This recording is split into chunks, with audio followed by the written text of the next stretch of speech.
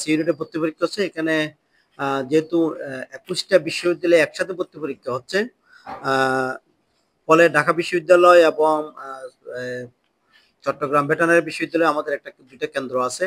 আর বাইরে 19টা বিশ্ববিদ্যালয় আমাদের গুচ্ছতে আছে। 19টা বিশ্ববিদ্যালয়, এখানে কমার্সে আমাদের নোয়াখালী বিজ্ঞান ও প্রযুক্তি বিশ্ববিদ্যালয়ে 1705 জন পরীক্ষার্থী।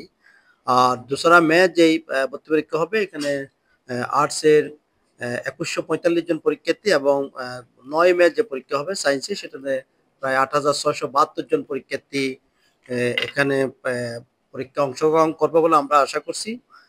ঘণ্টাখানেক আগেই আমাদের বিশ্ববিদ্যালয়ের পক্ষ থেকে নোয়াখালীর প্রশাসনের বিভিন্ন স্তরের লোকজনের সাথে আলোচনা হয়েছে।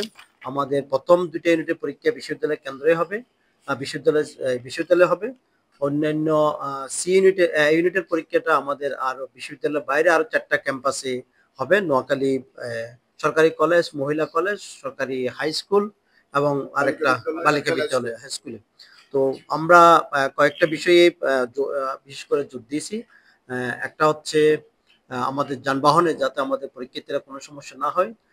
আমরা সোনাপুর অথবা নোয়াখালী শহর থেকে আমাদের বিশ্ববিদ্যালয়ের অধীন যেহেতু বিশ্ববিদ্যালয় বন্ধ থাকবে, শিক্ষার্থীদের বাসগুলি শাটল বাস হিসেবে কাজ করবে, যাতে শিক্ষার্থীরা যারা পরীক্ষিতে আসবে, যাদের অভিভাবকরা আসবে, তারা যাতে এখানে আসতে পারে বিনা খরচে।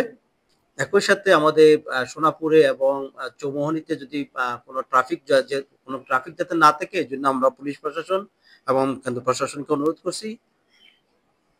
একই সাথে যেহেতু অনেক শিক্ষার্থী রাত্রে শহরে থাকবে, বিশেষ করে হোটেলগুলোতে যাতে অতিরিক্ত ভাড়া নিতে না পারে, এই জন্য আমরা প্রশাসনকে রিকোয়েস্ট করেছি কোচিং সেন্টারগুলো যাতে আগামীকাল এবং পরশু যদি ভর্তি কোচিং থাকে, কোচিং সেন্টারগুলো যাতে বন্ধ থাকে, এই জন্য প্রশাসনকে অনুরোধ করা হয়েছে। পল্লী বিদ্যুতের লোকজন আসছিলেন, তারা নিরবচ্ছিন্ন বিদ্যুৎ সরবরাহ দিবেন এই নিশ্চয়তা দিয়েছে। তারপরেও যদি কোনো কারণে প্রবলেম হয়, আমরা বিকল্প ব্যবস্থা করে রাখবো। আর অভিভাবকদের জন্য আমাদের প্রক্টোরিয়াল টিমের পক্ষ থেকে অভিভাবকদের জন্য অডিটোরিয়াম এবং তার পাশাপাশি জায়গায় প্যান্ডেল করা হয়েছে। কোনো কারণে যদি বৃষ্টি হয়, সেখানে তারপল দেওয়া হবে, আগে থাকতেই থাকবে। এবং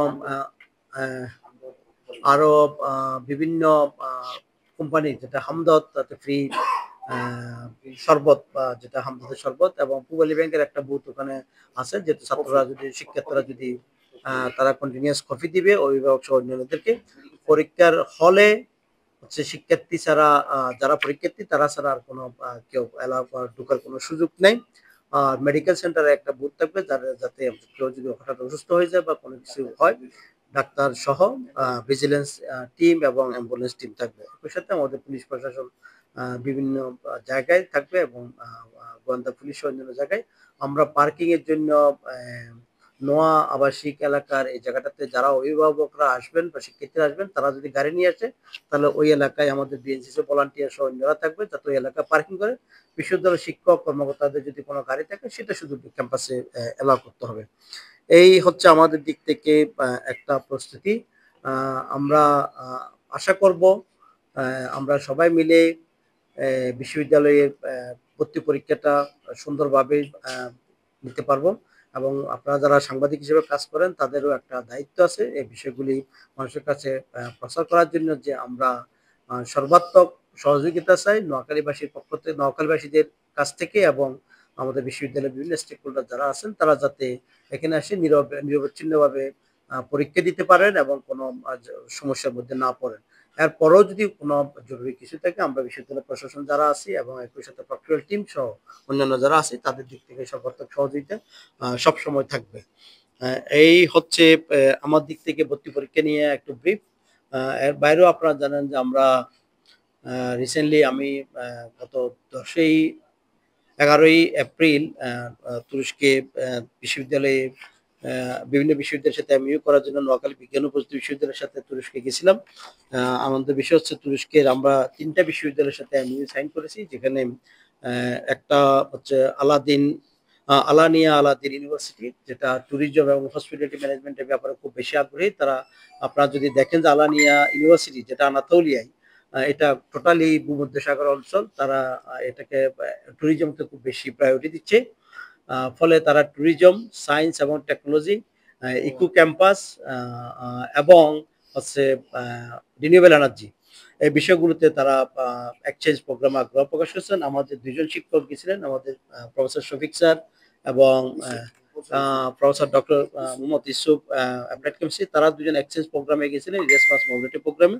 তারা আরো বেশি শিক্ষকের পাশাপাশি শিক্ষার্থীদেরকেও নেওয়ার জন্য খুব আগ্রহ প্রকাশ করছেন, অ্যাটলিস্ট 6 মাসের কোনো এক্সচেঞ্জ প্রোগ্রামে যদি থাকা যায়। একই সাথে আমাদের তুরস্কের নিদে ওমর হলি সেদিম ইউনিভার্সিটি, এটা কোনিয়াতে অবস্থিত।